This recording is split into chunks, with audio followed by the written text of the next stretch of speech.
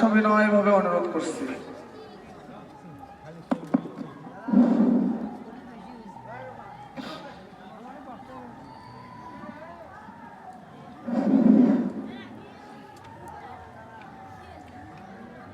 আসসালামু আলাইকুম ওয়া রাহমাতুল্লাহি ওয়া বারাকাতুহু।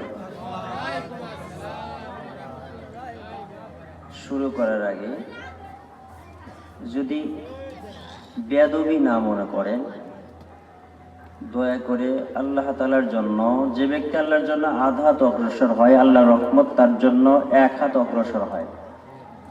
এজন্য প্যান্ডেল অনেক বড়, লোক যদিও কম হয়, যেহেতু শীতের রাত, এই জন্য আপনারা সবাই পিছনে যারা আছেন সামনের দিকে একটু আগে আসেন, ইনশাআল্লাহ একটু হাতে নাড়াচাড়াতে চলে আসে, সামনের দিকে চলে আসে, সামনের দিকে আসে, সামনের দিকে বসে। অল্প কয়েকজন মানুষ, সিটে সিটে যেন না থাকে, শয়তান যেন আমার গ্যাপে না বসে। আসি, সবাই সামনে চলে আসে।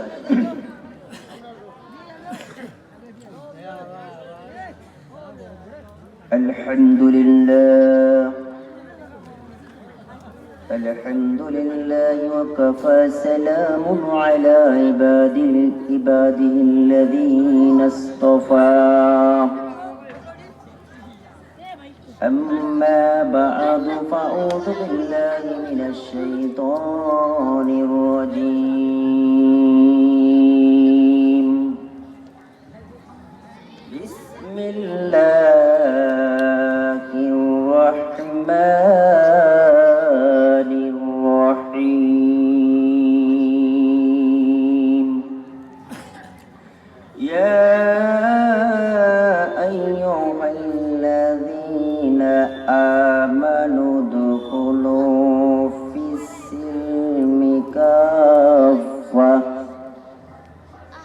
ولا تتبعوا خطوات الشيطان إنه لكم عدو مبين. قال النبي صلى الله عليه وسلم أول ما يحاسب به العبد يوم القيامة الصلاة. صدق الله المولانا العظيم وصدق رسوله النبي الكريم ونحن ولا ذلك من الشاهدين والشاكرين والحمد لله رب العالمين. আরদেরি নয় সাহারিয়া দে দুনিয়াদারি, মরণ তোমায় ডাকে দিয়াছে কবরের বাড়ি। তোর উপায় কি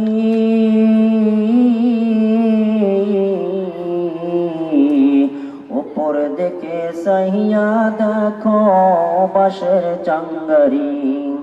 একটু ভেবে দেখে রে মন তুই, একটু ভেবে দেখে রে মন তুই, কেমনে দিবি পারি। লা ইলাহা ইল্লাল্লাহ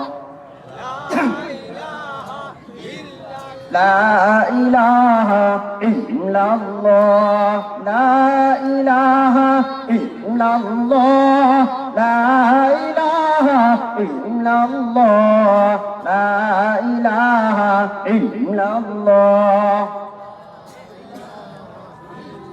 লা ইলাহা ইল্লাল্লাহ লা ইলাহা ইল্লাল্লাহ লা ইলাহা ইল্লাল্লাহ লা ইলাহা ইল্লাল্লাহ লা ইলাহা ইল্লাল্লাহ লা ইলাহা ইল্লাল্লাহ লা ইলাহা ইল্লাল্লাহ লা ইলাহা ইল্লাল্লাহ লা ইলাহা ইল্লাল্লাহ লা ইলাহা ইল্লাল্লাহ লা ইলাহা ইল্লাল্লাহ লা ইলাহা ইল্লাল্লাহ আইসি একা যাইব একা কেউ তো সঙ্গে যাবে না দিন দরদি কাঁদবে সবাই কেউ তো ফিরে চাইবে না লা ইলাহা ইল্লাল্লাহ লা ইলাহা ইল্লাল্লাহ লা ইলাহা ইল্লাল্লাহ লা ইলাহা ইল্লাল্লাহ লা ইলাহা ইল্লাল্লাহ সাইকেল চলে না চাকা ছাড়া গাড়িও চলে না চাকা ছাড়া সাইকেল চলে না চাকা ছাড়া গাড়িও চলে না চাকা ছাড়া এই দুনিয়া চলে না আমার মাওলা ছাড়া লা ইলাহা ইল্লাল্লাহ লা ইলাহা ইল্লাল্লাহ লা ইলাহা ইল্লাল্লাহ মুহাম্মাদুর রাসূলুল্লাহ সকলে বলি সাল্লাল্লাহু আলাইহি ওয়াসাল্লাম। অধ্যকার দক্ষিণুল্লাহ যুব সমাজ কর্তৃক আয়োজিত ওয়াজ মাহফিলের সম্মানিত সভাপতি সাহেব জনাব আলহাসবি মুক্তিযোদ্ধা মোহাম্মদ আব্দুল করিম তারা সমাজসেবক প্রধান অতিথি হিসেবে উপস্থিত ছিলেন অথবা একজনকে প্রতিনিধি পাঠিয়েছিলেন জনাব আলহাস নাহিদুজ্জামান নিশাদ, বিশিষ্ট শিল্পপতি, সমাজসেবক, এমপি পদপ্রার্থী, গাইবান্ধা 33-5 সাগাটা ফুলছড়ি। দ্বিতীয় বক্তা হিসেবে এখানে আলোচনা করেছেন আমার ভাই এইচ.এ. মাতাউল বিন ওসমানী সাহেব, আল্লাহ তাআলা ওনাকে নেক হায়াত দান করেন, সকলে বলে আমিন। তৃতীয় বক্তা হিসেবে যিনি বয়ান করতেছিলেন মনোরঞ্জন ভাষায় হাফেজ মাওলানা মনিরুজ্জামান শাওন, আল্লাহ তাআলা তেনাকেও নেক হায়াত দান করেন, সকলে বলে আমিন। আজকের এই মাহফিলের সামনে পিতৃতুল্য মুরব্বানি এজাম, স্নেহের কচিকাচা, সমবয়সের বন্ধু বান্ধব, পর্দার অন্তরালে সতী সাধু দিনদার পরিষ্কার মুত্তাকিনা, আল্লাহ ভোলা বান্দি এবং বান্দা, সকলকে আমার অন্তরস্থল থেকে শুভেচ্ছা জ্ঞাপন করছি যে আল্লাহ সুবহানাহু ওয়া তাআলা আমাদেরকে বিভিন্ন ঝামেলা থেকে মুক্ত করে টিভির ওই আনন্দের ঘর থেকে সাস্টালের ভিতর থেকে বের করে নিয়ে এসে আল্লাহ সুবহানাহু ওয়া তাআলা সুস্থ রেখে সবল রেখে হাসপাতালের মধ্যে না রেখে আল্লাহ তাআলা আমাদের জালিসুর রহমান জান্নাতের বাগানের মধ্যে এসে এবং বসে কিছু কথা এবং শোনা এবং বলা উভয় কি আল্লাহ তাআলা যে নেক আমলের উপরে কবুল করেছেন, এই জন্য আল্লাহ তাআলার ভাষায় শুকরিয়া জ্ঞাপন করছি, সকলেই বলি আলহামদুলিল্লাহ। অতঃপর শত কোটি দরুদ ও সালাম বর্ষিত হোক আকায়ে আন্দার তাজদারে মদিনা সরকার দু আলম নবী পাক মুহাম্মদ রাসূলুল্লাহ সাল্লাল্লাহু আলাইহি ওয়াসাল্লাম, সকলেই বলি সাল্লাল্লাহু আলাইহি ওয়াসাল্লাম। প্যান্ডেল যত বড়, যেই পরিমাণ প্যান্ডেল আর যে পরিমাণ মাহফিল দেখলাম আসার সময়, প্রচুর মাহফিল হচ্ছে। দুঃখজনক হলে সত্য, এত মাহফিল, এত ভাইরাল করা বক্তা, 70-80 হাজার টাকা কন্ট্রাক্ট আছে না নাই? এটা কথা বলেন আমার সাথে। 70-80 হাজার টাকার কন্ট্রাক্টের বক্তা সে বয়ান করতেছেন, যদি 5,000 টাকা কম হয় উনি বয়ানের স্টেজে ওঠে না, এরকম বক্তা আছে না নাই? এটা কথা বলেন। এই যে মাহফিল, এত মাহফিল হচ্ছে, কিন্তু বান্দার দিলের ভিতরে ঢুকতেছে না। ওয়াজের উদ্দেশ্য কোরআনের মাহফিল, সাহাবায়ে কিরাম কোরআন তেলাওয়াতের কারণে ইহুদি মানুষ মুসলমান হয়েছে, কথা ঠিক না বেঠিক? সাহাবায়ে কিরাম কোরআন তেলাওয়াত করে, ইহুদি থেকে মুসলমান হয়, খ্রিস্টান থেকে মুসলমান হয়, মুশরিক থেকে মুসলমান হয়। কিন্তু আমি একই কোরআনের তেলাওয়াত করি, আলোচনা করি, অথচ আমার কথা আমার আপন ভাই শোনে না, কথা ঠিক না বেঠিক? নাকি ভুল বলতেছি বলেন? আমার কথা আমার ভাই শুনতেছে না, অথচ ওয়াজের অভাব নাই,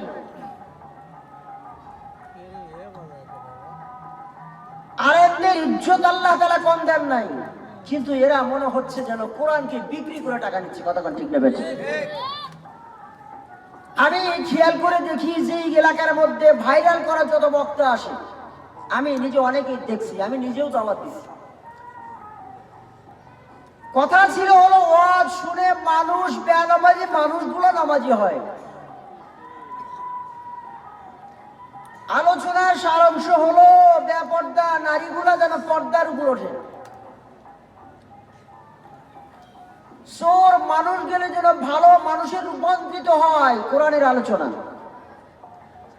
বরঞ্চ দেখি কি যে এলাকার মধ্যে ভাইরাল করা টেকাওয়ালা বক্তা আসে, সেই এলাকার মধ্যে দেখা যায় পরের দিন ফজরের নামাজের সময় ইমাম সাহেব ছাড়া আর মুসল্লি খুঁজে পাওয়া যায় না। তাহলে সেই ওয়াজের দ্বারা, এই কোরআনের আলোচনার দ্বারা কতটুকু ফায়দা অর্জন করলাম?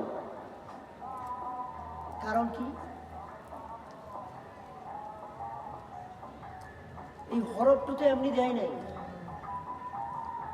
যালিকাল কিতাবুল লা রাইবা ফিহি, এই কিতাব তো এমনি দেয় নাই। নির্ভুল একটা কিতাব আল্লাহ তাআলা এমনি দেয় নাই। আল্লাহ তাআলা সূরা ইয়াসিনের 23 নম্বর আয়াতে বলেন, ইত্তাবিউ মান লা ইয়াসআলুকুম আজরাহু ওয়া হুম মুহতাদুন। তোমরা ওই ব্যক্তিকে অনুসরণ করো যে তোমার কাছ থেকে বিনিময় না নেয়। তোমরা তাকে অনুসরণ করো যারা তোমার কাছ থেকে কি নেয় না, বিনিময় নেয় না। হুজুরদের সম্মান করে মানুষ দেয়, অনেক দেয়, রাস্তাঘাটে দেখা হলেও হাতিয়ে দেয়, দেয় কি দেয় না? অথচ এরা কেমন যেন হয়ে গেছে, এত অভাব, এত অভাব এদের। আধা ঘন্টা আলোচনা করে চলে যায়, যুবকদের কিছু উদ্বুদ্ধ করে গানের দিকে, আছে না নাই? আশ্চর্য হয়ে যায় এগুলো। এগুলো আল্লাহ তাআলা কি করবেন আল্লাহই ভালো জানেন। এত টাকা নেও, অথচ মানুষের পরিবর্তন নাই। কিছু না ভাই, আলোচনার দিলের কান্দে শুনতে হয়, বক্তা যেই বলুক। আমরা হলো বক্তা হলো টাকার পাগল, শ্রোতা হলো সুরের পাগল। কতক্ষণ ঠিক নেবে? বক্তা হলো টাকার পাগল, শ্রোতা হলো সুরের পাগল। সুর নাই, কণ্ঠ নাই তো বক্তা ভালো না।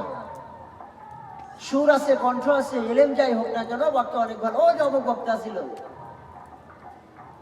সুরে ফাটা বলেছে, এই তো অবস্থা।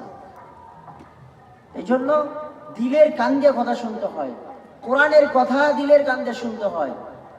যতক্ষণ সময় থাকবে, অল্প সময়, বেশি না, যেহেতু রাত অনেক হয়ে গেছে। ফজরের নামাজ যদি কাজা হয়, এই ওয়াজ দিয়ে কোনো লাভ নেই। কথা বুঝে না? ফজরের নামাজ যদি কাজা হয়, এই ওয়াজ করে লাভ নেই। পৃথিবীর সমস্ত মাহফিলের যত ফাজিলত, যত সওয়াব, এই সওয়াবগুলো যদি এক জায়গায় পোটলা বান্ধা হয়, পোটলা পর্যন্ত আপনারা গাট্টি বান্ধা হয়, সমস্ত মাহফিলের সওয়াব যদি এক জায়গায় গাট্টি বান্ধা হয়, এই সওয়াবগুলোর দাম কত হবে জানেন? ফজরের 2 রাকাত সুন্নতের দাম হবে না। ফজরের 2 রাকাত সুন্নতের দাম হবে না। তাহলে রাত করে কি করবে? অল্প সময় যতক্ষণ থাকবো, আমার সাথে থাকবেন তো ইনশাআল্লাহ। আল্লাহ যদি তৌফিক দেন, কিছু কথা ইনশাআল্লাহ আল্লাহ যদি তৌফিক দেন, আল্লাহ তৌফিক ছাড়া আমার সম্ভব না, আসছে অনেক দূর থেকে। আপনারা দোয়া করবেন আল্লাহ যেন যেই কথার দ্বারা আগে আমি, আল্লাহ আমাকে যেন আগে হেদায়েত দান করে। কারণ আমি যদি হেদায়েত না পাই তো আপনাকে দিতে লাভ নেই। আমার অসুবিধা যদি মানুষ জান্নাতে যায়, আমি যদি জাহান্নামে যাই, তাহলে লাভ হইল কি বলেন? এই জন্য আল্লাহ তাআলা যেন আগে আমাকে বাঁচায়, আমাকে আমল করা আগে তৌফিক দান করেন, সকল বলে আমিন। এই জন্য কোরআনে কারিম থেকে সূরা বাকারার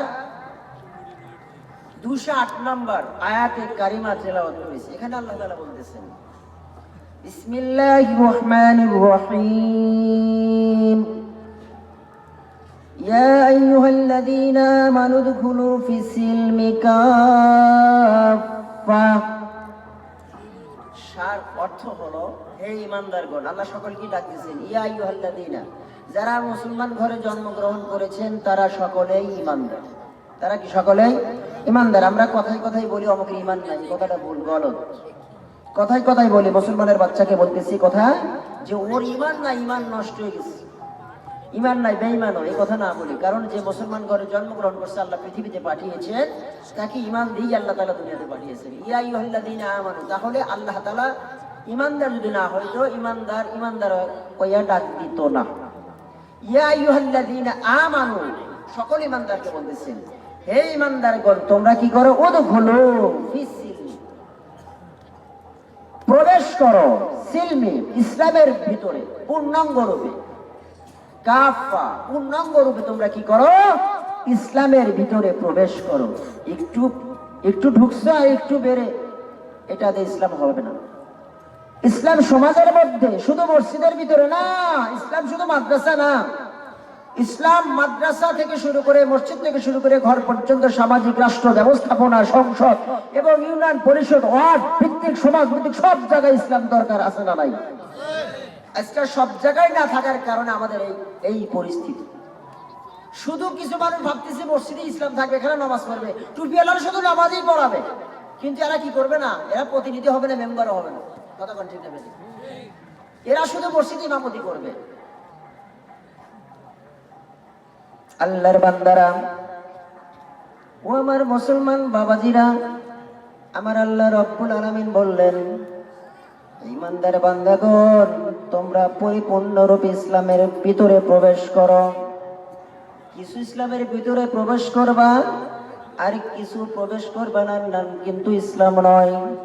ইসলাম এমন একটা দৌলত, সেই দৌলতের কারণে আল্লাহ রব্বুল আলামিন তোমাকে এই হাসরের ময়দানের কঠিন বিপদ থেকে তোমাকে হেফাজত করবে। ইসলাম এমন একটা জিনিস, তোমার জাগতিক সম্পদ থেকে আল্লাহ তাআলা হেফাজত করবে। এই জন্য আল্লাহ তাআলা বলতেছেন, ইয়া আইয়ুহাল্লাযীনা আমানু দুখুলু ফিস-সিলমি কাফা, এই মুমিন বান্দারা তোমরা কি করো, পূর্ণাঙ্গ রূপে ইসলামের ভিতরে প্রবেশ করো। এই আমার বন্ধুরা, মুসলমান বাবাজিরা, পর্দার অন্তরালে মা ও বোনেরা গো, একটু খেয়াল করে শুনবেন। আমি একটা উদাহরণ দিলেই বুঝবেন কেমন করে ইসলাম আপনারা মানবো, আমি মানবো। ও বন্ধু, বিষাক্ত সাপ, এই সাপটা যদি মানুষের ভিতরে বের হয়ে যায়, আর প্রত্যেকটা মানুষ লাঠি নিয়ে যদি সাপকে ধাওয়া করে, এই সাপটা যখন বন্ধু দৌড়াতে থাকে, আঁকা বাঁকা হইয়া যখন সাপটা দৌড়াতে থাকে, এই সাপটা যখন গর্ত পাইয়া, একটা গর্ত পাইছে, গর্তের ভিতর তার কাল্লাটা ঢুকাই দিছে। এই সাপটা যখন কাল্লাটা ঢুকাই দিল, সাপটা কাল্লাটা ঢুকাই দেওয়া মনে করতেছে আমি নিরাপদ স্থানে আছে, আমার কোনো ক্ষতি হবে না।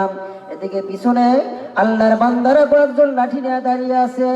এই দাঁড়িয়ে থাকা ব্যক্তি লাঠি নিয়ে যখন দাঁড়িয়ে আছে, আর সাপটা যখন তার গর্তের ভিতরে মাথাটা ঢুকাই দিছে, আর মনে করতেছে আমি এখন নিরাপদে, আমার এই নিরাপদ বস্তুর ভিতরে আমি আছি, আমার ঘরের ভিতরে ঢুকছি, এখন আমার কোনো সমস্যা নাই।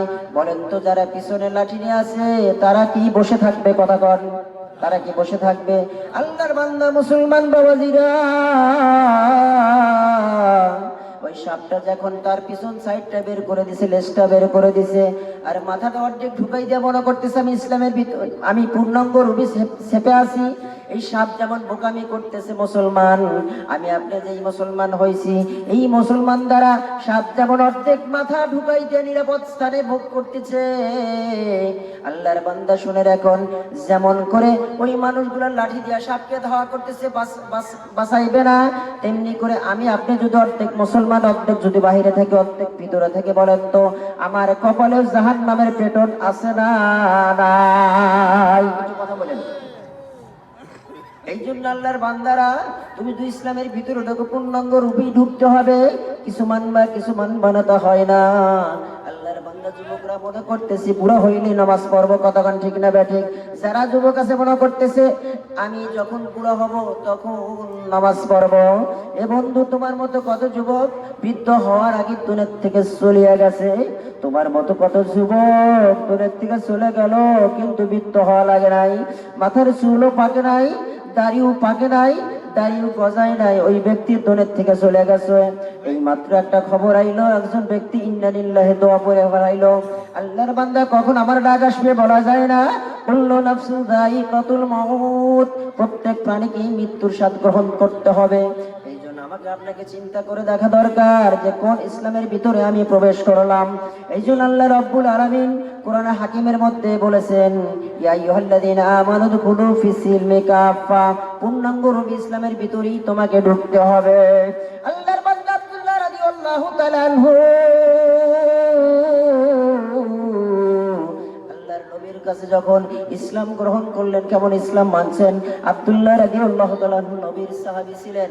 ওই সাহাবী কেমন করে ইসলাম মানছেন একটু দিল দিয়ে বোঝার চেষ্টা করবেন। আব্দুল্লাহ রাদিয়াল্লাহু তাআলা আনহু ধনীর ঘরে দুলাল ছিলেন। সকালে যেই পোশাক পরছে বিকালে ওই পোশাক পরে নাই, বিকালে যেই পোশাক পরছে ওই পোশাক আর সকালে পরে নাই, সকালে যেই পোশাক পরছে ওটা রাত্রিতে আর পরে নাই। এমন একটা ধনীর দুলাল ছিল। আল্লাহর বান্দা আব্দুল্লাহ রাদিয়াল্লাহু তাআলা যখন ইসলাম গ্রহণ করছে, আল্লাহর নবীর হাতে বায়াত হয়েছে। বন্ধুরে, ওই সময় আব্দুল্লাহ রাদিয়াল্লাহু তাআলা আনহু ঘর থেকে রাসূলের দরবারে চলে যাবে। আল্লাহর বান্দা যখন রাসূলের দরবারে আসবে, ওই সময় তার চাচা বলতেছে, ভাতিজা তুমি কোথায় যাও? বলে আল্লাহর হাবিবের দরবারে যাচ্ছি, আমাকে বাধা দিন না। আল্লাহর বান্দার চাচা বলতেছে, তুমি যে শরীরের মধ্যে পোশাক পরছো, পোশাকটা হলো আমাদের গোষ্ঠীর পোশাক, আমার সম্পদ দিয়ে কেনা। আমার ভাতিজা, এই পোশাক তুমি খুলে ফেলো। রাসূলের দরবারে কেন যাইবা? এই পোশাকটা তোমাকে খুলে ফেলতে হবে। পোশাক যদি না খুলে ফেলো তাহলে তোমাকে যেতে দেওয়া হবে না। আব্দুল্লাহ রাদিয়াল্লাহু তাআলা আনহু বললেন, চাচা আমি ইজ্জত হারাইতে পারি, আমি ইজ্জত হারাইতে পারি, আমাকে উলঙ্গ করতে পারেন, আমার আফসোস নাই, কিন্তু এক মুহূর্তের জন্য আমার ঈমান থেকে এক চুল পরিমাণ আমি সরে থাকতে পারবো না। সুবহানাল্লাহ। এর নাম হলো ইসলাম। ইসলামের ভিতরে পূর্ণাঙ্গ রূপে ঢুকতে হবে। যেই ব্যক্তি সকালের পোশাক পরেছে বিকালে পরে নাই, এমন ধনী ব্যক্তি বন্ধু, সেই ব্যক্তি কি করতেছে? চাচার কাছ থেকে পোশাক খুলে ফেলাইতেছে। চাচা বলতেছে, পোশাকটা খুলে ফেলাও, এই পোশাকের দরকার নাই, পোশাক খুলে আমার টাকা দেখে না। এইরকম চাচা বলেন তো এই সমাজে কি আছে? বলেন, আছে কি? বলেন। চাচা যদি শত্রু হয়, পোশাক খুলে ফেলার মতো চাচা নাই, কিন্তু সম্পদের জন্য মারামারি করে ভাইস্তাক মারিয়ে ফেলায়। কতক্ষণ ঠিক না? ঠিক আছে না? নাই। বাবা দায়ী হবে মেয়ের কাছে, বাবা সন্তানের কাছে দায়ী হবে, বাবা সন্তানের কাছে আটকে যাবে হাসরের ময়দানে। কোন পিতা সন্তানকে ছোট সন্তান ভেবে কি করছে? 2 ডিসিমাল জমি বেশি দিছে। আল্লাহর কসম, সন্তান যদি গাঁজাখোর হয়, মদখোর হয়, একে 1 ডিসিমাল কম দেওয়ার পিতার সুযোগ নাই। সন্তান বাবাকে ভালোবাসতেছে, মহাব্বত করতেছে, এই মহাব্বতের খাতিরে কি করতেছে? বলে সন্তান আমাকে ভালোবাসে কারণে আমি সন্তানকে 5 ডিসিমাল জমি বেশি দিলাম। সর্বনাশ করলো। এই বাপ হাসরের ময়দানে কি করলো? আসামি হয়ে গেল। হাসরের ময়দানে তার নেকি দেয়া বাকি সন্তানের পরিশোধ করা লাগবে। কোন বাবা আছে এরকম মেয়েকে বেশি দেয়? কোন বাবা আছে সন্তানকে বেশি দেয়, মেয়েকে দেয় না?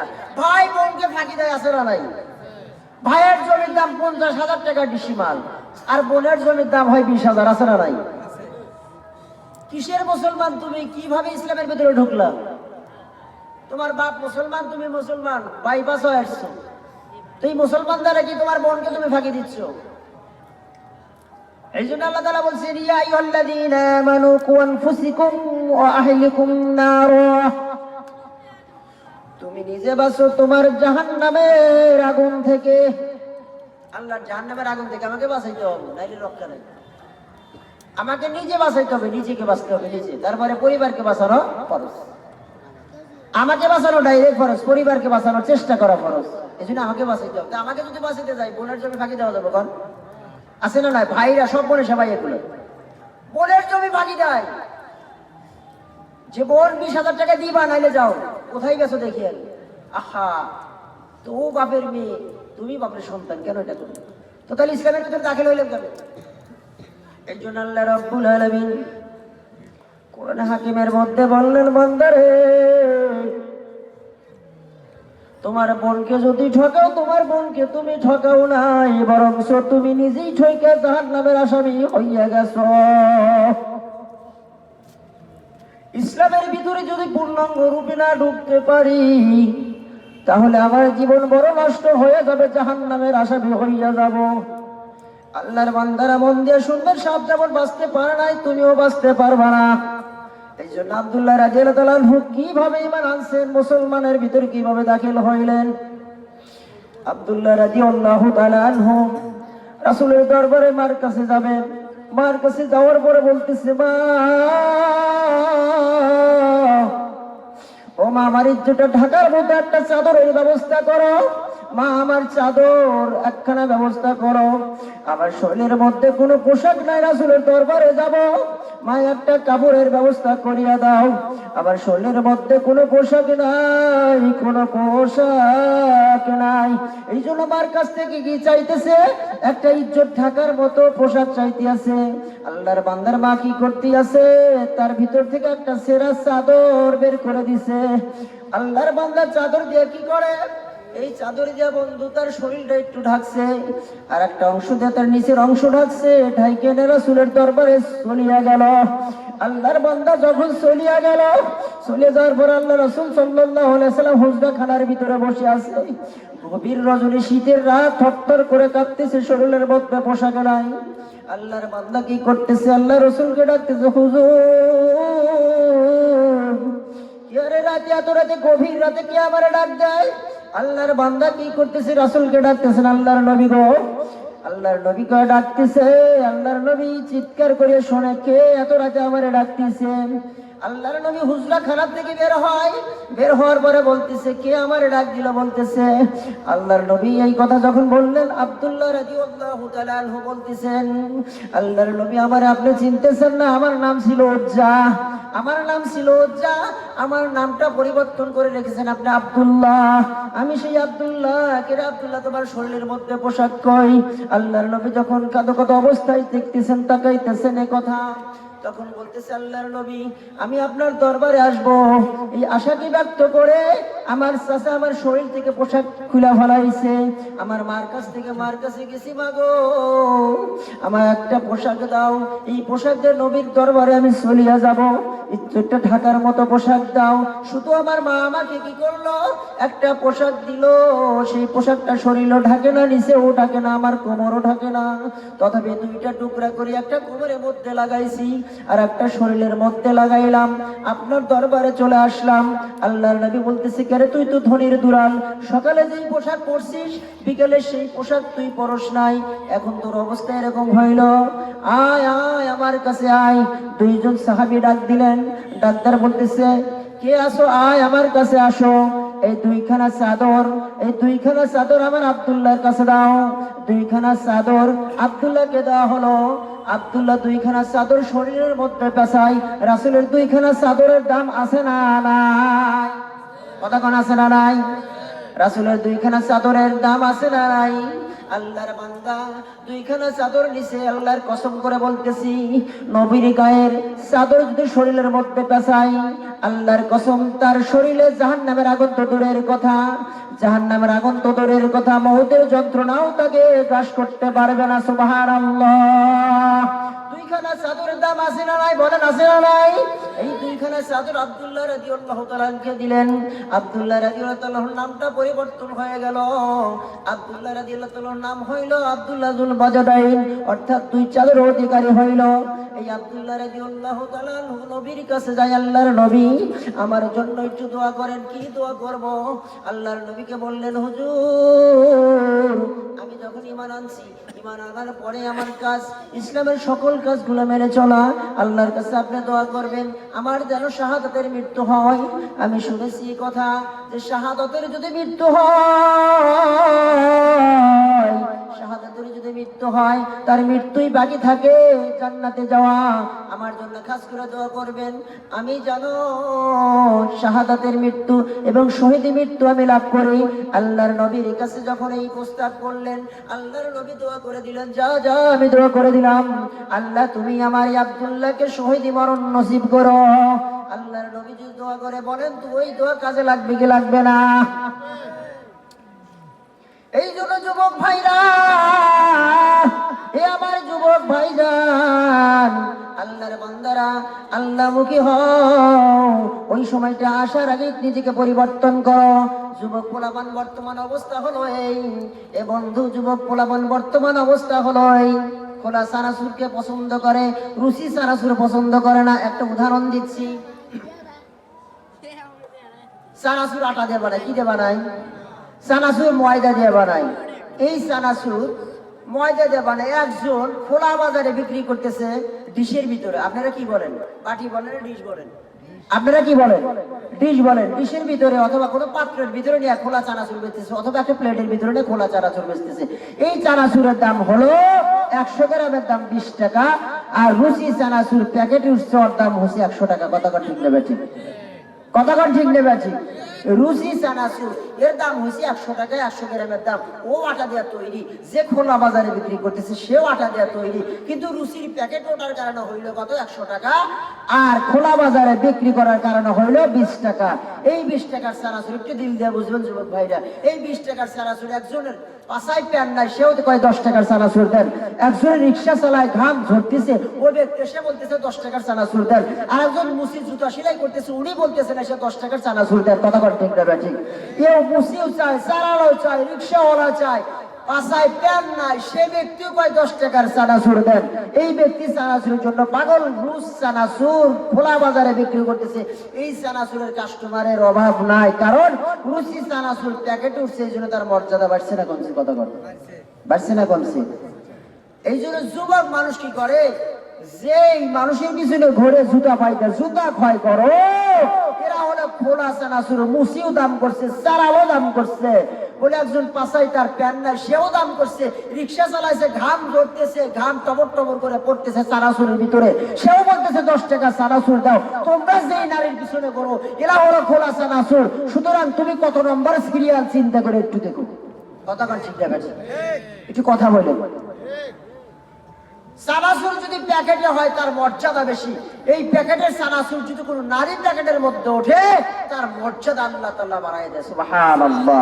তার দাম বেশি, খোলা চানাচুরের দাম কম, প্যাকেট চানাচুরের দাম বেশি। ও আমার মা বোনেরা গো, তোমরা কি করো, প্যাকেটের মধ্যে যদি উঠতে পারো তোমাদের দাম বেড়ে যাবে। পুঁটি মাছের মতো রাত্রের কাস্টমার আছে না নাই? পুঁটি মাছ যখন রাত্রি বিক্রি হয় 5 কেজির দাম 10 টাকা, আছে না না? 20 টাকা, আছে না নাই? রুই মাছ উজান বেলা কেন ওর দাম 400 টাকা কেজি, আর পুঁটি মাছ যদি কেউ বিকেল বেলা কেনে 10 কেজি 20 টাকা অথবা 50 টাকা হয়। কতক্ষণ ঠিক নেবে? ঠিক। নারীরা যখন খোলা বাজারে থাকে পোষা পুঁটির মতো হয়ে যায়, তার দাম এত কমে যায়, এত কমে যায়, তার 2 লাখ টাকা ছাড়া বিয়ে হয় না, 5 লক্ষ টাকা ছাড়া বিয়ে হয় না। কতক্ষণ ঠিক নেবে? ঠিক। তুমি রুই মাছের মতো মর্যাদা হও, রুই মাছের মতো যদি মর্যাদা হতে পারো, আল্লাহ তাআলা তোমাকে উজান বেলায় টেকা দিয়ে কিনে নিয়ে যাবে। কথা ঠিক নেবে? একটু জিকির করে লা ইলাহা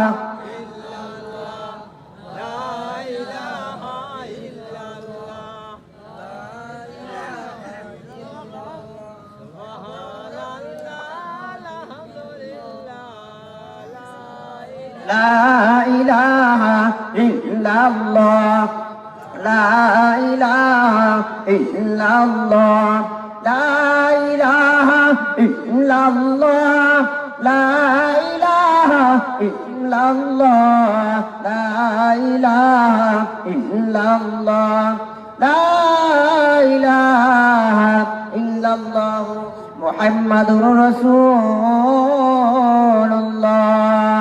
এই জন্য মা বোনদেরকে বলবো, মারে তোমরা যদি পর্দার ভিতর উঠতে পারো, মা তোমাকে টাকা দিয়ে মানুষ কিনে নিয়ে যাবে। ও আমার বোন, তোমরা যদি প্যাকেটের মধ্যে উঠতে পারো মর্যাদা বেড়ে যাবে।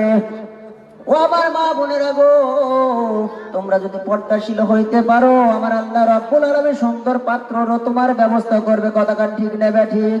তোমরা যদি খোলা চানাচুর হও, রিস্কালাও তোমাকে সিরিয়াল দিবে, চারালো তোমাকে সিরিয়াল দেবে, একজনের যোগ্যতা নাই সেও তোমাকে সিরিয়াল দিবে, রাস্তা দিয়ে ডাক দিয়ে ফুল দেবে, এমনি একটা ফুল দিয়ে গো আই লাভ ইউ। কথাকার ঠিক নেবে? ঠিক। আছে না নাই? এরকম আছে না নাই? যুবকরা এরকম আছে না নাই? তোমার জুতা ক্ষয় করা লাগবে না, ইমানদার হও। তোমার জুতা ক্ষয় করা লাগবে না, ইমানদার হও, পাক্কা ঈমান আলো হও। আমার আল্লাহ তোমার জন্য রুচি প্যাকেটের ব্যবস্থা করে রাখছে জান্নাতের ভিতরে। আল্লাহর বান্দারে, এ যুবক ভাই, জান্নাতের ভিতরে আমার আল্লাহ রব্বুল আলামিন একটা ফল যুবকদের জন্য দান করবেন। এই ফলটার সামনে একটা চাকু থাকবে, এই ফলটার সামনে একটা চাকু থাকবে। ফলটা দেখে আল্লাহর বান্দার পছন্দ হয়, পছন্দ হওয়ার পরে ওই চাকু দিয়ে তার ফলটা কাটা হবে। আল্লাহর বান্দা যখন ওই চাকু দিয়ে ফল কাটবে, টুকরা করে ফলাইবে, 2টা ভাগ হবে, ওই ফলের ভিতর থেকে আল্লাহর বান্দারে এমন একটা সুন্দর নারী হুর বের হয়ে আসবে যার জীবনে কখনো চক্ষু দেখে নাই। আল্লাহর বান্দা আশ্চর্য হয়ে যাবে, এত সুন্দর এই নারী কোত্থেকে আসলো, ফলের ভিতরে কোত্থেকে আসলো। আল্লাহর বান্দা ওই নারীকে জিজ্ঞাসা করবে, আল্লাহর বান্দি তুমি এর ভিতরে কেমন করে আসলা, এখানে তুমি কিভাবে চলে আসলা? আল্লাহর বান্দি আল্লাহর হুর বলবে কথা, আমি এই জন্য এখানে আসি নাই, আমার আল্লাহ তোমার জন্য বাজেট করে ফলের ভিতরে রাখছে। কেন জানো? বলে দুনিয়াতে তুমি যেমন কোনো নারীর দিকে তাকাও নাই, তুমি পরপুরুষের দিকে তাকাও নাই, তুমি কোনো বেগানা নারীর দিকে তাকাও নাই। আমার আল্লাহ রব্বুল আলামিন কি করছে? তুমি যেমন তোমার চক্ষু হেফাজত করছো, আমার আল্লাহ রব্বুল আলামিন আমাকে হেফাজত করিয়ে এই সুন্দর ফলের ভিতরে এমন ঢাকে রাখছে, ব্যবস্থা করে রাখছে, আল্লাহর তৈরি ফেরেশতাও আমাকে দেখে নাই। এমন সুন্দর নারী তোমার জন্য আমি বাজিয়ে, দুনিয়াতে তোমার চক্ষুটা পরিষ্কার ছিল, স্বচ্ছ ছিল, তোমার চক্ষু দিয়ে খারাপ জিনিস দেখো নাই। আমার আল্লাহ এই জন্য তোমার জন্য বাজেট করে রাখছে যে আমাকে ফেরেশতাও দেখে নাই। সুবহানাল্লাহ। তালি মাটিয়া হুর নেব না তাজা হুর নেব? কথা কন। এই মাটিয়া হুরের পিছনে ঘুরে লাভ নাই, মাটিয়া হুরের পিছনে ঘুরে লাভ নাই। এই মাটিয়া হুরের নাক দিয়ে হিট পাড়ায়, কথা কন ঠিক নেবে ঠিক? এই মাটিয়া হুর শরীরের কাজ দেওয়া যাওয়া যায় না, গরমের দিন যখন চলে আসে তাদের দুর্গন্ধের কারণে কাছে যাওয়া যায় না। এই মাটিয়া হুরের জন্য তোমরা পাগল। আমার আল্লাহ রব্বুল আলামিন জান্নাতের ভিতরে এত সুন্দর হুর রাখছে, তার মুখের থুতু এত সুন্দর মিষ্টি হয়, এই থুতুটা সমুদ্রের মধ্যে যদি ফেলায়, সমুদ্রের পানিগুলা মধুর চেয়ে মিষ্টি হইয়া যাবে। আর আমাদের নারীদের অবস্থা হলে কাছে যাওয়া যায় না গরমের দিনে, কথা কন ঠিক না ব্যাটিক? মা বোনরা উপরে রাগ করতেছে যে আমাদের বিরুদ্ধে কেন ওয়াজ করে, মা বোনদেরও ওয়াজ আছে।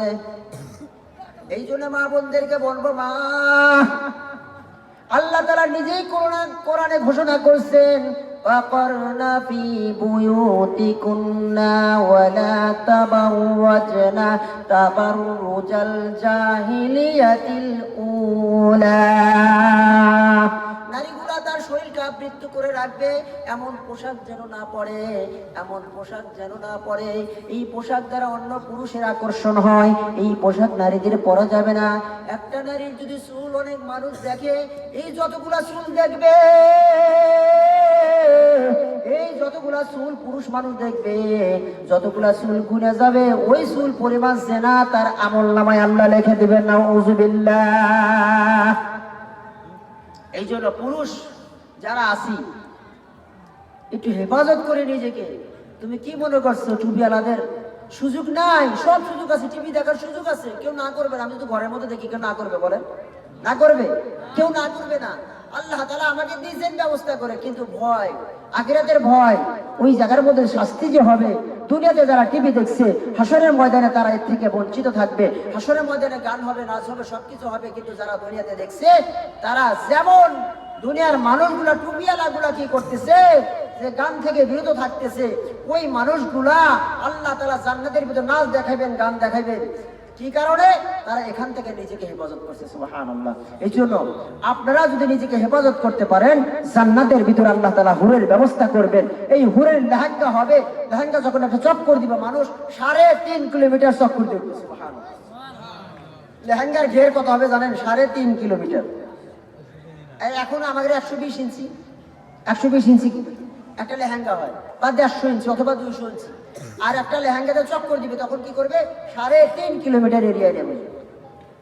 এই জন্য মুসলমান বাবাজিরা আমার, ইসলামের ভিতরে পূর্ণাঙ্গ রূপে যদি তুমি আমি ঢুকতে পারি, তাহলে আমার জিন্দেগি বড় ভালো। সামনে বড় একটা সময় আসবে, ওই সময়ের জন্য সবাইকে প্রস্তুতি থাকতে হবে। বাবাও চলে গেল, মাও চলে গেল, দাদাও চলিয়া গেছে, বাবা চলিয়া গেছে, যেই পথে আমাকে ওই পথে যাওয়া লাগবে। কত মানুষগুলো চলিয়া গেল, দাঁড়িয়েও রাখে নাই, টুপিও মাথার দেয় না, তারাও চলিয়া গেছে। যারা নেকামল করছে তারাও কবরে গেছে, যারা নেকামল করে নাই তারাও কবরে গেছে। যারা নেকামল করিয়া গেছে তাদের কবর অবস্থা, আর যারা নেকামল করে নাই তাদের কবর অবস্থা কিন্তু এক নয়। দুনিয়ার জেলখানার মধ্যে শাস্তি কম বেশি হয়, চোরের একটা শাস্তি হয়, ডাকাতের আর একটা শাস্তি হয়, মার্ডার কেসের আসামির একটা শাস্তি হয়, কিন্তু যখন কবরে চলিয়া যাবা, এই দুনিয়ার জিন্দেগির ভিতর আপিল করার সুযোগ আছে না নাই? বান্দা জেলে চলিয়া গেছে, এর আপিল করার সুযোগ আছে, কিন্তু কবরের যখন আসামি হইয়া যাবে এখানে আপিল করার সুযোগ আর নাই। কথা বলেন ঠিক না ব্যাঠিক? কবরে যেদিন তুমি ঢুকিয়া গেলা ওই দিন তোমার আপিলের কোনো সুযোগ নাই। ওই দিন তোমাকে এমন জায়গায় ঢুকাইয়া দিল চকলেটের মতো বেসাইয়া, তুমি এমন শক্তি মানুষ একজনের নাক বক্সিং মেরে 3টা নাক ফাটাইছো, কিন্তু আমার একটা সময় আসছে ওই সময় খাটনির মধ্যে হইয়াছো, তোমার হাতও আছে পা আছে, তুমি হাত দিয়ে কিছুই করতে পারতেছো না, তোমার চক্ষু আছে দেখতে পারতেছো না, তোমার পাও আছে চলতে পারতেছো না, অথচ এই পাও দিয়ে অন্যায় ভাবে একজনকে তুমি লাথি মারছো, মারোকে মারো নাই। এই জন্য ওই সময়টা আসার আগে বন্ধু নেক আমলটা পথে সংগ্রহ করিয়া নাও। আব্দুল্লাহ রাদিয়াল্লাহু তাআলা আনহু যেমন করিয়া সংগ্রহ করলো, ওই আব্দুল্লাহ রাদিয়াল্লাহু তাআলা আনহু কি করছে, আল্লাহর বান্দা আল্লাহর নবীর কাছ থেকে 2খানা চাদর নিয়ে আসছে। নবী কি করছে, আল্লাহর বান্দার জন্য চাদর দিয়ে দোয়া করে দিয়েছে সহজের মরণ। আল্লাহর বান্দা চলে আসছে জিহাদের জন্য রওনা হয়। তাবুকের যুদ্ধের সময় যুদ্ধে যাবে, ওই যুদ্ধে তখন যুদ্ধ হয় নাই, তাবুক থেকে যুদ্ধের বান্দাগুলো ফিরে আসছে। আল্লাহর বান্দা তাবুকের যুদ্ধ থেকে যখন ফিরে আসছে ঘরের ভিতরে তার জ্বর আসে। এই জ্বরের কারণে এমন অবস্থা হইল, আল্লাহর বান্দা কি করতে আছে, জ্বরের কারণে কাতর হইয়া বিছানার মধ্যে পড়ে আছে। যখন আল্লাহর বান্দা বিছানার মধ্যে পড়ে আছে আর মনের মধ্যে চিন্তা করে, আল্লাহর নবী দোয়া করছিল আমার শহীদ মরণ, কিন্তু আমার একটা এমন পরিস্থিতি হইয়া গেল, আবার এমন এখন পরিস্থিতি হইয়া ঘরের মধ্যে মহিলা মানুষের মতো আমার মরণ হয়, মহিলার মতো আমার মরণ হইতেছে। আল্লাহর নবী দোয়া করছে আবার শহীদ মরণ। আল্লাহর বান্দা জ্বরের কারণে ওই মহিলা মানুষের মতো মরণ হইতেছে, তার অন্তরের মধ্যে আঘাত লাগতেছে। এমনি করে কিছুদিন চলিয়া গেল। আল্লাহর বান্দা কি করলো, কিছুদিন পরে আল্লাহর বান্দা দুনিয়া থেকে বিদায় নিয়ে চলিয়া গেল। আল্লাহর নবীর কাছে খবর চলিয়া গেল। আল্লাহর নবী যখন খবর পাইলো যে বলতেছে আব্দুল্লাহ কি হয়েছে, আব্দুল্লাহ মারিয়া গেছে, আব্দুল্লাহ মরিয়া গেছে। যখন খবরটা আল্লাহর নবীর কাছে চলিয়া গেল, আল্লাহর নবী কি করতেছে, সাহাবীদের নিয়ে বলতেছে আয় আমার আব্দুল্লাহর কাছে যাই।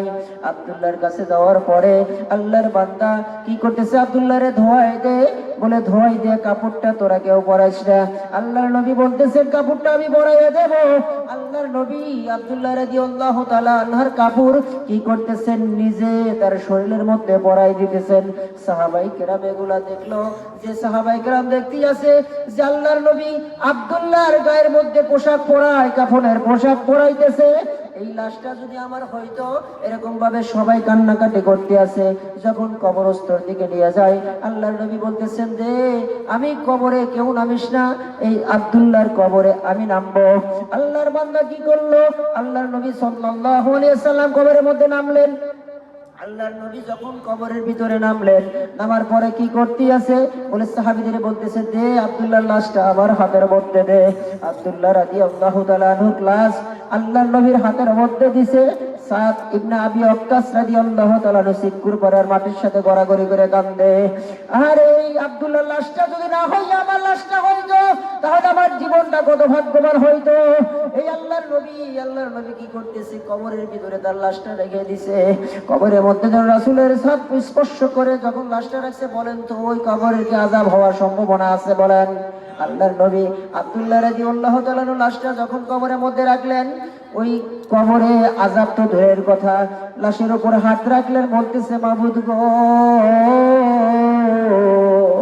আমি আব্দুল্লাহর প্রতি খুশি আছি, মাওলা তুমি আব্দুল্লাহর প্রতি খুশি থাকো। আল্লাহর কাছে দোয়া করতেছে, আল্লাহকে দোয়া করতেছে, আল্লাহ আমি আব্দুল্লাহর প্রতি রাজি, তুমি রাজি হইয়া যাও। আমি আব্দুল্লাহর প্রতি বড় খুশি ছিলাম, আল্লাহ তুমি আব্দুল্লাহর প্রতি খুশি হও। এই কথা কয়ে যখন দোয়া করলেন, আল্লাহ তাআলা দোয়া কবুল করলেন। আল্লাহ যখন দোয়া কবুল করলেন, সাদ বিন আবি ওয়াক্কাস মাটির সাথে গড়াগড়ি দিয়ে কান্নাকাটি করে বলতেছে, আহারে এই আব্দুল্লাহর লাশ যদি না হইতো, এই লাশটা যদি আমার হইতো, আমি আজকে বড় ভাগ্যবান, নবীর কাছে দোয়া নিয়ে জান্নাতের মেহমান হইয়া যাইতাম। কোন সুবহানাল্লাহ। এই জন্য মুসলমান বাবাজিরা, আমার যুবক ভাইরা, ওই রকম ঈমান তোমাকে আমাকে আনতে হবে, ওই রকম ইমানদার পর্যায়ে আমাকে যেতে হবে। তুমি যদি ওই রকম ইমানদার না হইতে পারো, ছোট মানুষও মারা যায়, বড় মানুষও মারা যায়, বুড়া মানুষও মারা যায়, আছে না নাই? এই সমাজে কত মানুষ চলিয়া গেল, তোমার মতো যুবক সমবয়সী বন্ধু বান্ধব চলিয়া গেছে। একটু চিন্তা করিয়া দেখো, আমার জীবন একদিন চলিয়া যাবে, ওই দিন কবরে আবার কি হবে? যারা যারা ভয় ধরে দেখি কত মানুষগুলো, আত্মীয় স্বজন গুলা দেখা যায়, আত্মীয় স্বজন গুলা, বন্ধু বান্ধব দেখা যায়, যখন আমাকে কাঁধে করিয়া ওই রাস্তার ভিতরে যখন নেওয়া যায়, যখন জানা যায় খাড়া হয়, কত মানুষ দেখে আবার চাচাতো ভাই, ফুয়াতো ভাই, খালাতো ভাই, মামাতো ভাই, কত আত্মীয় স্বজন গুলা, বন্ধু বান্ধব যাদের সাথে আড্ডা দিয়েছিলাম, সমস্ত মানুষগুলা জানাজার মধ্যে দাঁড়ায়। ওই কাফনের কাপড় থেকে বান্দা খেয়াল করে, কিন্তু রুহু ভিতরে দেওয়া হয় না। উনি কিন্তু সব বুঝতে পারে, এটা আমার আত্মীয়, এটা আমার খালাতো ভাই। এই সবগুলা দেখে, বন্ধু দেখার পরে বলতেছে কেউ না কেউ আমার সাথে থাকবে। দেখে যায় জানাজার ভিতরে অনেক মানুষগুলো এখানে দাঁড়িয়ে আছে, কিন্তু এমন একটা সময়, ওই সময় কেউ কারো জন্য না। আল্লাহর বান্দা খেয়াল করে দেখে, যেই লাশটা নিয়ে যখন আমার কবরের দিকে নিয়ে যায়, কান্দ করে চারজন ব্যক্তি নিল, আবার পিছনে পিছনে কত মানুষগুলো আমার সাথে আসতেছে। আল্লাহর বান্দা কি করতেছে, সব দৃষ্টি করে দেখে। যখন দেখতেছে কবরের দিকে চলে যায়, কবরে যাওয়ার পরে দেখে তিনজন ব্যক্তি কবরে নামে, তিনজন ব্যক্তি কবরে নামে গেল। মনে করতেছি আল্লাহর বান্দায় তিনজন বুঝি আমার সাথে থাকবে, কিন্তু ওই জায়গা এমন একটা জায়গা, বাবা এত দরদের, মা এত দরদের, মা 10 মাস 10 দিন গর্ভে ধারণ করছে, কিন্তু মা ওই জায়গার মধ্যে যায় না, ওই জায়গার মধ্যে মা কিন্তু যায় না। বাবাও জায়গার মধ্যে যায় না। বাবা সন্তানকে এত কষ্ট করে মানুষ করছে, এত সুন্দর করে মানুষ করছে, একজন সন্তানকে যদি আঘাত করে বাবা কষ্ট পায়, কিন্তু এমন একটা সময় আসলো ওই জায়গার মধ্যে বাবা গেল না। এমন একটা জায়গাতে আমি চলিয়া গেলাম, ওই জায়গার মধ্যে আমার মা আমার কাছে নাই, আমার ভাইও আমার কাছে নাই, যে তিনজন নামলো সেখানেও আমার কাছে কেউ নাই, কিন্তু মনে করতেছি তিনজন শেষ পর্যন্ত আমার কাছে থাকবে না, আমার কাছে কেউ নাই। আমার কাছে যখন কেউ নাই, মনে করতেছি পার দিয়ে ধীরে ধীরে অন্ধকার ছন্ন হয়ে আসছে, তখন বলেন তো আমার আপন, আমার পিতা মাতা আর দুনিয়াতে কেউ আছে বলেন? এই জন্য আমার আপন হলো আমার আল্লাহ, আমার আপন হলো আমার মাওলা। আমার ডাইনে দেখি আমার আল্লাহ, আমার বামে দেখি আমার আল্লাহ, আমি পশ্চিমে দেখি আমার আল্লাহ, আমার পূর্ব দেখি আমার আল্লাহ, উত্তরে দেখি আমার মাওলা, দক্ষিণে দেখি আমার মাওলা, পানির ভিতরে পানি দেখি না, আমার মাওলাকে দেখি। গাছের ভিতরে পাতা দেখা যায় না, আমার মাওলারে দেখা যায়, কারণ মাওলার হুকুম ছাড়া গাছের পাতা নড়ে না। ইউসাব্বিহু লাহু মা ফিস সামাওয়াতি ওয়াল আরদ। এবং তো পৃথিবীতে যা কিছু আছে মাখলুকের ভিতরে, গাছ গাছের থেকে শুরু করে সমস্ত কিছু মিলিয়ে আমার মাওলার তাসবিহাত করে। ইউসাব্বিহু লাহু মা ফিস সামাওয়াতি ওয়াল আরদ। এই জন্য বান্দা প্রত্যেকটা মাখলুক আল্লাহরে চিনে, মাওলারে চিনে, কিন্তু মানুষ মাওলারে চিনি না। চেয়ারম্যানকে চিনি, খেলার পেলোয়ারকে চিনি, মেসিকে চিনি, নেইমারকে চিনি, সাকিব আল হাসানকে চিনি, ছক্কা মারে, কিন্তু আল্লাহর নবী সাহাবীরা আমি চিনি না, আমার মাওলারে আমি চিনি না, আমার মাওলারে আমি চিনি না, আমার মাওলার সম্পর্কে আমার পরিচয় নাই। আবার আল্লাহ তাআলা বলেন, ইল্লা মান আতাল্লাহা বিকলবিন সালিম। অসুস্থ দেহ নিয়ে কবরে গেছে, কোনো ক্ষতি নাই, দুঃখ নাই। অসুস্থ শরীর নিয়ে কবরে গেছে, কোনো দুঃখ নাই, কিন্তু অসুস্থ রূহ নিয়ে চলে গেছে কবরে, তোমার জন্য পানিশমেন্ট। অসুস্থ দেহ নিয়ে কবরে চলে গেছে, হাসপাতালে ঠিক করো, অসুস্থ হলে সমস্যা নাই, কিন্তু অসুস্থ রূহ যদি তোমার হয়, এই রূহ নিয়ে যদি কবরে যাও, তোমার কবরের জিন্দেগি বড় ভয়াবহ হবে। কবরের ভিতরে কিন্তু আগুন জ্বলবে। ইল্লা মান আতাল্লাহা বিকলবিন সালিম। এই জন্য স্বচ্ছ দিল নিয়ে তোমাকে কবরে যাইতে হবে, স্বচ্ছ দিল নিয়ে পরিষ্কার করে কবরে যাইতে হবে। এই কবরে স্বচ্ছ পরিষ্কার দিল না হয়, শরীরের অসুখ হয়েছে, ঢাকা ইউনিভার্সিটি হসপিটালের মধ্যে চলে যাও, ঢাকা মেডিকেলে যাচ্ছ, কিন্তু তোমার যে রোগের রোগ হয়েছে, এই রোগের জন্য কার কাছে গেছো? তোমার রুহের রোগ হলো তোমাকে মসজিদে নিতে পারে না, তোমার রুহের রোগ হলো তোমাকে অশ্লীল কাজ থেকে আল্লাহ বিরত রাখায় না, তোমার রুহের রোগ হলো অশ্লীল ভাষা থেকে তোমাকে বিরত রাখে নাই। প্রত্যেকটা অসামাজিক কাজগুলো হলো তোমার রুহের রোগ, তোমাকে মসজিদ পর্যন্ত নিতেছে না। কথা কন ঠিক না ঠিক? এখন যারা দুনিয়াতে কাজ করে তাদের কি বলে? বেকার। কি বলে? কি বলেন? যারা দুনিয়াতে কাজ করে তাদের কি বলে? বলেন, তাদের বেকার বলে, তাদের বেকার বলে। যারা আমল করে না তাদের কি বলে? বেআমল। কি বলেন? তাদের বেআমল বলে। বেকারের দুনিয়া নাই। বেকারের কি নাই? বেকারের দুনিয়া নাই, আর বেআমলের আখিরাত নাই। কথা কোন ঠিক না ঠিক? বেকারের দুনিয়া নাই, বেআমলের আখিরাত নাই। বেকার ছেলের সাথে কেউ বিয়ে দেয়, বেকার ছেলের সাথে কেউ বিয়ে দেয়, ও বেকার, ও কামাই জানে না, বউ চালাইতে পারবে না, এই জন্য ওর সাথে বিয়ে দেয় না। তাহলে বেআমল মানুষ যদি কবরে যায় তার কি হবে? বলেন, তার কি হবে? বেআমল আর বেকার দুইজন সমান। বেকার মানুষের বউ নাই দুনিয়াতে, বেকার মানুষের কি নাই? বউ নাই, কেউ বিয়ে দেয় না। বেকারের সাথে বিয়ে দেবো না। যে কামাই করে ভালো তার সাথে বিয়ে দেয়, যে বেকার তার সাথে বিয়ে দেয় না। আর যে বেআমল তার কি অবস্থা হবে? এই জন্য বেকারত্বর দুনিয়া নাই, আর বেআমলের আখিরাত নাই। বেআমলের কি নাই? বেআমলের আখিরাত নাই। এই জন্য আমল করতে হবে। আমল হলো রুহের খোরাক। আমল কি? আমল রুহের খোরাক। ইয়াসআলুনাকা আনির রূহ, আল্লাহ তাআলা বলছেন রাসূলকে আপনি বলে দেন, ইয়াসআলুনাকা আনির রূহ, রূহ কি জিনিস? বলে রূহ হলো আল্লাহ তাআলার হুকুম। এই রূহ সম্পর্কে জিজ্ঞেস করে। রূহ হলো আল্লাহর হুকুম। কুলি রূহ মিন আমরি রব্বি, রূহ হলো আল্লাহর হুকুম। এই রূহের খানা হলো আল কোরআন। রূহের খানা কি বলেন? রূহের খানা আল কোরআন। রূহের খাওয়া যে খায় না, রূহের খানা যে খায় না তার আখিরাত নাই। দুনিয়ার খানা খায়, এই জন্য দুনিয়ার পেট ঠিক থাকে। কথা কোন ঠিক না বেঠিক? দুনিয়ার খানা হইলো কি? শরীর ঠিক। দুনিয়ার খানা খায় তার শরীর ঠিক। আখিরাতের যদি খানা খায় তার পিঠ ঠিক কবরে। ঠিক না বেঠিক? কথা বল। দুনিয়ার সম্পদ যত মাটি থেকে তৈরি হয়, এই জন্য দেহ হলো মাটি দিয়ে বানানো, এই দেহটা মাটি দিয়ে বানানো, এই জন্য মাটির জিনিস খেয়ে মানুষ বেঁচে থাকে। আর এই রূহ বানাইছে আল্লাহ তাআলা, এই শরীর বানাইছে মাটি দিয়ে, মাটির খাদ্য খায়। রূহ বানাইছে আল্লাহ হুকুম দিয়া, কুলি রূহ মিন আমরি রব্বি, বলে রূহ আমি আল্লাহ সৃষ্টি করেছি রূহ জগৎ থেকে। ওয়ানাফাখনা ফীহি রূহি, অর্থাৎ আমি ফু দিয়ে রূহ বানাইছি। এই রূহের খাদ্য হলো নামাজ, এই রূহের খাদ্য হলো কোরআন, এই রূহের খাদ্য হলো কালেমা, রূহের খাদ্য হলো পর্দায় থাকা, রূহের খাদ্য হলো রোজা থাকা। রূহের খাদ্য যদি কেউ না খায় আখিরাতে তার জন্য পানিশমেন্ট আছে না নাই? কথা কোন ঠিক না বেঠিক? এই জন্য দুনিয়ার খাদ্য দিয়ে আমি পেট বাঁচাই, আর রূহের খাদ্য দিয়ে কবরে পিঠ বাঁচাই। কথা কোন ঠিক না বেঠিক?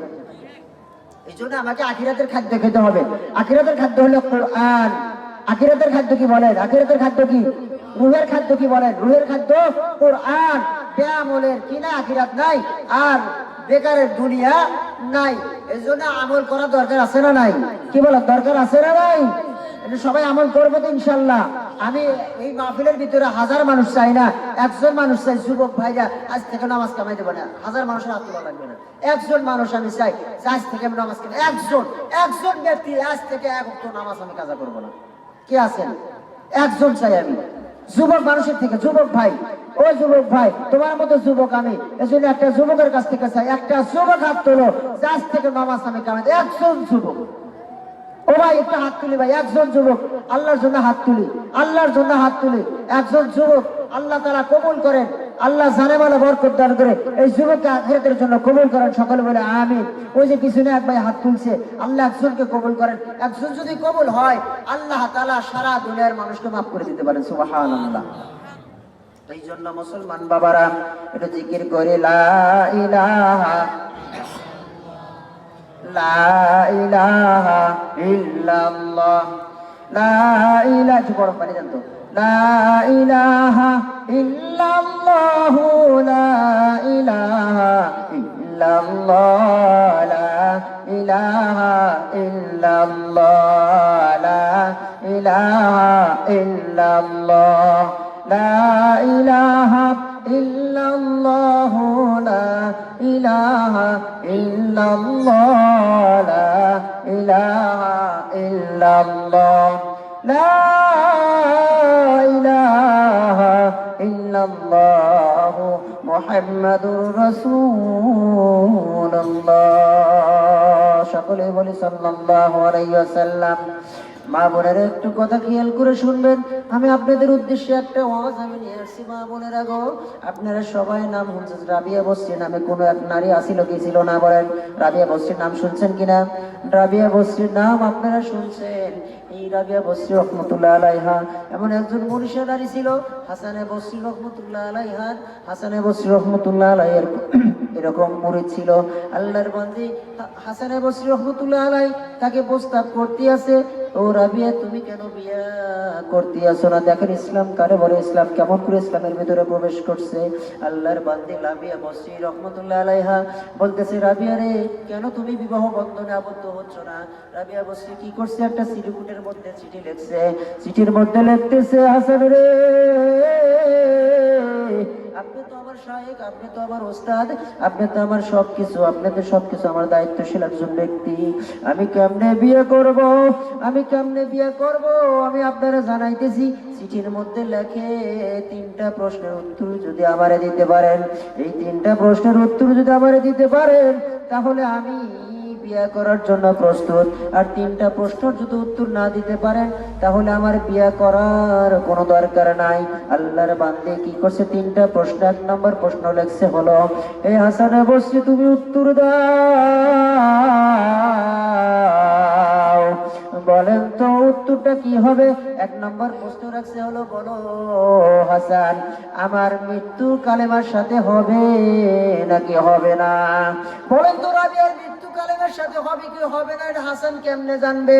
আল্লাহর বান্দি যখন এই প্রশ্ন লিখছে, আমার মৃত্যুটা কালেমার সাথে হবে কি হবে না, এই প্রশ্ন শুনিয়া হাসানের বসরি মাথার বিগড়ে গেছে, ঘাম চরচর করে পড়তে, চোখের মধ্যে পানি চলে আসছে। আরে রাবিয়া কত বড় প্রশ্ন করছে, তার মৃত্যু কালেমার সাথে হবে কি হবে না এটা কেমনে আমি জানবো? আল্লাহর বান্দা যখন এইটা করছে, দ্বিতীয় একটা প্রশ্ন করছে, উত্তর দিতে পারে নাই। দ্বিতীয় প্রশ্ন করছে, বলেন তো কবরে সওয়াল জবাব আমি দিতে পারবো কি পারবো না?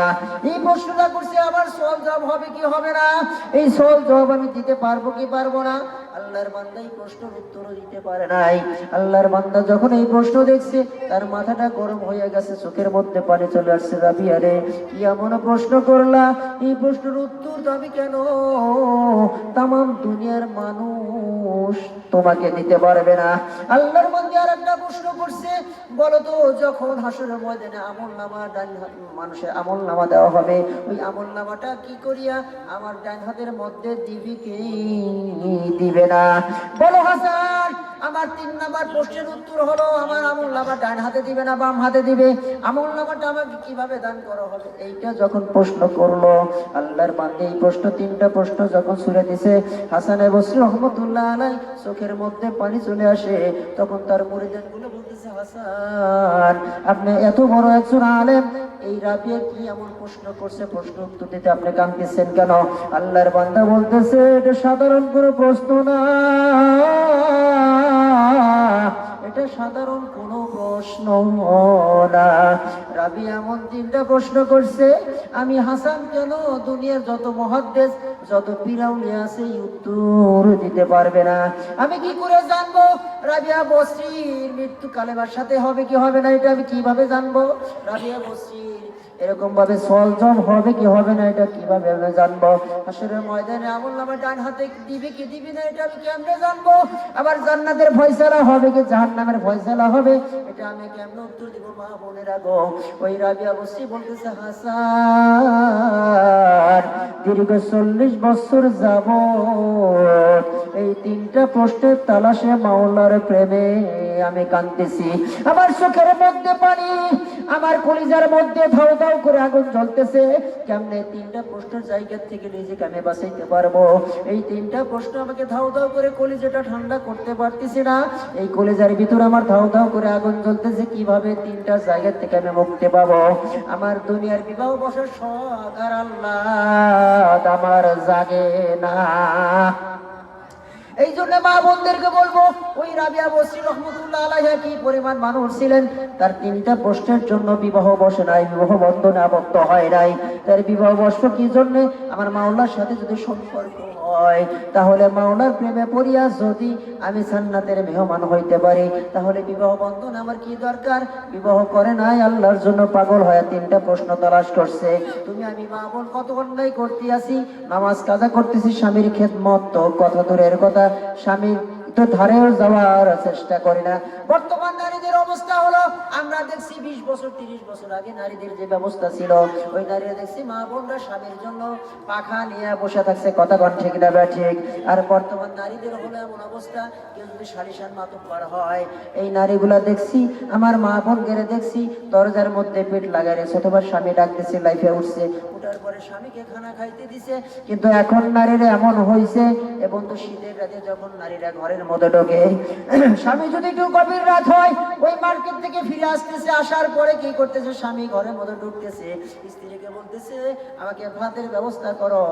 স্ত্রী বলতেছে ন্যাপের ভিতরে শুয়ে থেকে বলতেছে এই কথা যে ওই ভাত তো দেখো ডিশের ভিতরে রাখা আছে। বলে তরকারি কোথায় আছে? কয় তরকারি সিকের উপর রাখা আছে। বলে পানি কোথায় আছে? কয় পানি জগের ভিতর রাখা আছে। এই কথা স্ত্রী বলতেছে, তাও বিছানার থেকে উঠতেছে না। স্বামীর এত মহাব্বত, বিছানার থেকে উঠতেছে না শীতের কারণে। এই